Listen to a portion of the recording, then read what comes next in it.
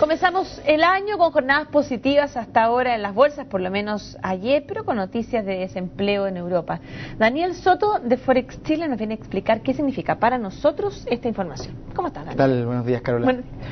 Mira, más que ver qué es lo que significa el desempleo como para Chile, habría que ver que el desempleo vendría siendo como el último síntoma de la debilidad económica de un país, o de una zona, un conglomerado, un continente, etcétera.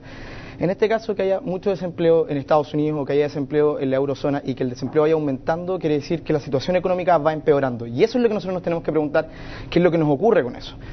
Hay que ver, primero, bueno, nosotros le exportamos cosas a Europa, pero yo creo que ese link es mucho más débil que el link, que el vínculo que existe entre Europa y China.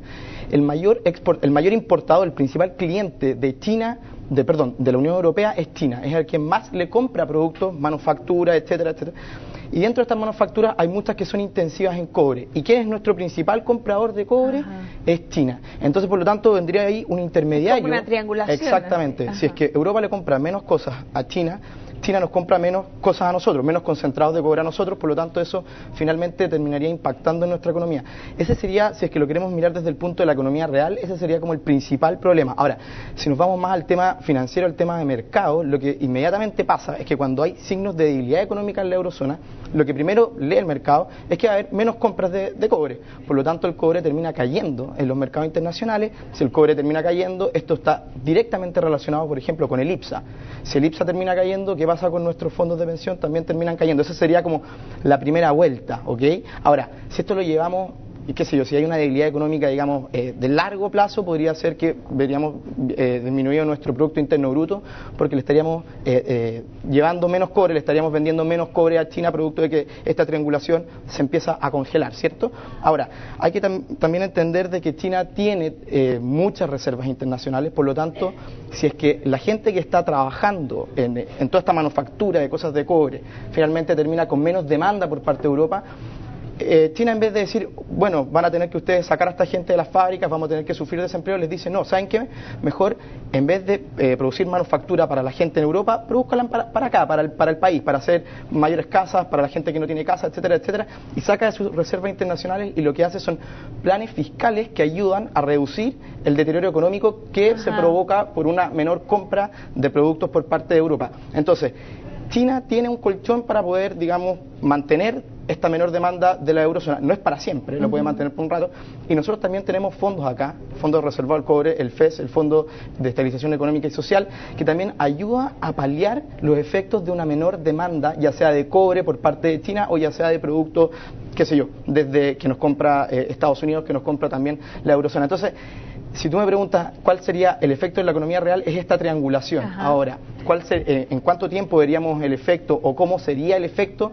Mi juicio es que sería mucho más leve de lo que fue finalmente la crisis subprime, que fue terrible, y lo que estamos viendo ahora es una debilidad económica mucho más apaciguada, por decirlo de alguna manera, de lo que se vivió en el momento de que Lehman Brothers, digamos, quebró y ya veíamos venir abajo el mundo. Y también creo mucho en que las reservas que nosotros tenemos y las reservas que China tiene para poder paliar, digamos, esta menor demanda de productos, van a servir, digamos, para poder mantener el país en pie por un tiempo. No son para siempre las reservas, pero sí pueden servir para hacer las medidas contracíclicas que hablábamos el otro día. Ajá.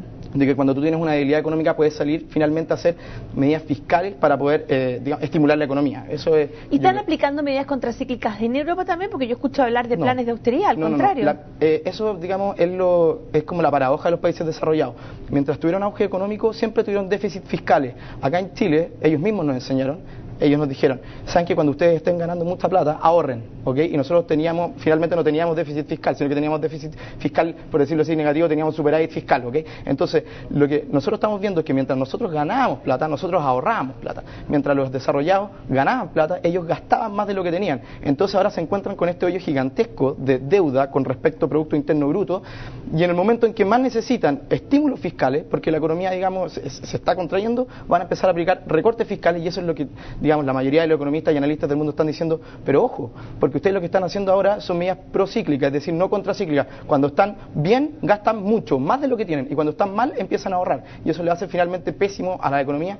Y lo malo es que esto pasa con los países desarrollados, que son los más importantes del mundo, y eso termina finalmente pegándonos a nosotros los emergentes, que somos los chicos y estamos atrás de todo esto. En el caso de Chile, gracias a Dios, tenemos como principal cliente, lo vuelvo a repetir, a China, que China también es un país emergente y tiene muchas reservas y aplica medidas contracíclicas, etcétera, y etcétera. Pero si tú me preguntas en este momento cómo lo están haciendo en Europa con respecto a las medidas fiscales, están en momentos en que tienen contracción económica y se están restringiendo el gasto fiscal al revés. Por ejemplo, lo que hizo Chile durante el 2009, si no me equivoco, cuando estábamos con contracción. 4.000 millones de dólares. 4.000 millones de dólares que se sacaron de las reservas, digamos, del cobre para poder estimular la economía. Entonces, ese es más o menos el plano. Más allá de lo que significa el desempleo en la eurozona, hay que ver que el desempleo es un síntoma de contracciones económicas y qué significa una contracción económica para nuestro país. Eso es más o menos. Me quedó clarísimo, Daniel. Muchas gracias. Ok, que esté bien. Chao, nos chao. vemos.